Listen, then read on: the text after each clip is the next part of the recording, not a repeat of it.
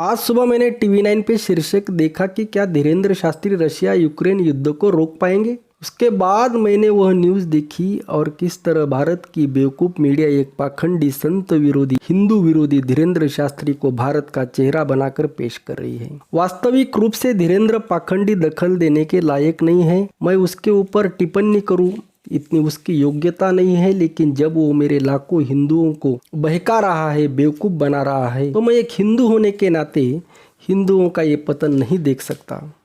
कुछ लोगों के मन में सवाल आएगा कि क्या धीरेंद्र शास्त्री तो हिंदू राष्ट्र की बात कर रहा है, वो 24 घंटे हिंदू हिंदू जब करता है तो वो हिंदू विरोधी कैसे। महाराष्ट्र में 400 साल पहले एक संत हुए थे।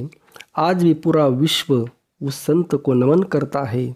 उन्होंने अपनी गाथा में जो लिखा, अगर उस पर अमल हो गया तो भारत दुनिया का सबसे महान राष्ट्र बन सकता है। भारत ही नहीं, पूरे विश्व का कल्याण हो सकता है। उस संत का नाम है जगत गुरु श्री संत तुकाराम महाराज। छत्रपति शिवाजी महाराज भी उनको मानते थे और उनसे आशीर्वाद प्राप्त करके उन्होंने स्वराज की स्थापना की थी। उन जगत गुरु श्री संत तुकाराम महाराज के अनुसार कोई भूत प्रेत या बाहरी शक्ति, देवी देवता मनुष्य के अंदर प्रवेश नहीं करती। ये सब रूल ऑफ प्रोबेबिलिटी के ऊपर आधारित है। उसको एक बेकी न्याय कहते हैं। वो चमत्कार को नकारते हैं और ईश्वर या किसी के मांगने पर अगर बच्चा होता तो शादी करने की क्या जरूरत है, यह सवाल उन्होंने पूछा था। धर्म के नाम पर होने वाला कर्म कांड और उसके द्वारा विशिष्ट वर्ग द्वारा होने वाला शोषण तुकाराम महाराज ने नकारा था।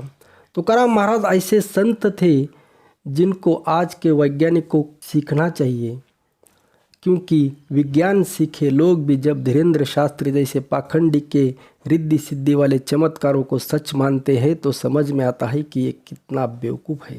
धीरेंद्र शास्त्री धर्म के नाम पर हिंदुओं को बेवकूफ़ बना रहा है। मीडिया टीआरपी और अंधभक्ति के चक्कर में फंसा है। भक्ति एक अलग बात है। भक्ति में सब बराबर है। भक्ति में समता है, भेदभाव नहीं है। सर्वाभूति समदृष्टि ये भक्ति का सिद्धांत है। भक्ति में कोई छोटा बड़ा नहीं होता। भक्ति में भगवान सबके अंदर होता है, सबके लिए होता है। भक्ति में शोषण नहीं होता। धीरेंद्र शास्त्री लोगों का शोषण कर रहा है, लोगों को मानसिक तौर पे विकलांग बना रहा है, खास तौर पर हिंदुओं का शोषण कर रहा है। वास्तविक रूप से वो हिंदू विरोधी है।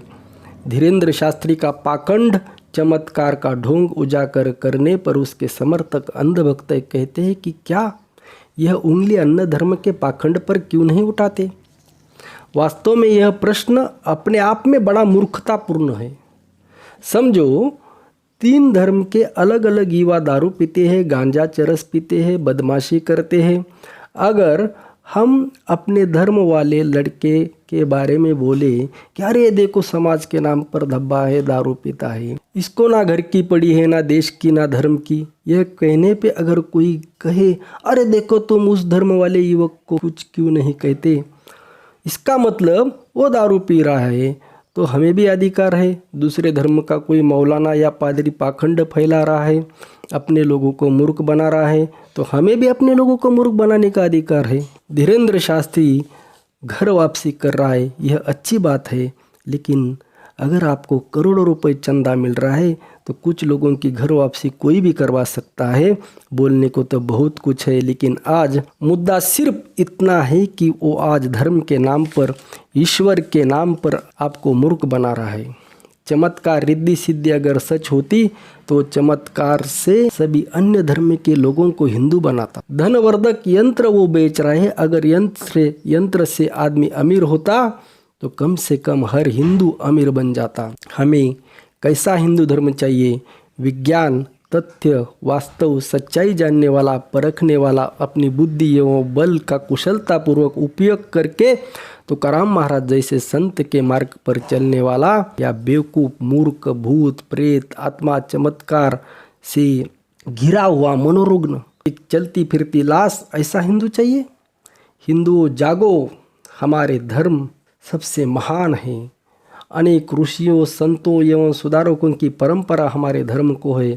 ऐसे पाखंडियों को पहचानो और उनका धिक्कार करो। हिंदू धर्म की सदा जय। गर्व से कहो हम हिंदू है, गर्व से कहो हम छत्रपति शिवाजी महाराज, महाराणा प्रताप, स्वामी विवेकानंद, सुभाष चंद्र बोस और संत तुकाराम के हिंदू धर्म का पालन करते हैं। अगर कोई सवाल है तो कमेंट करके ज़रूर पूछो।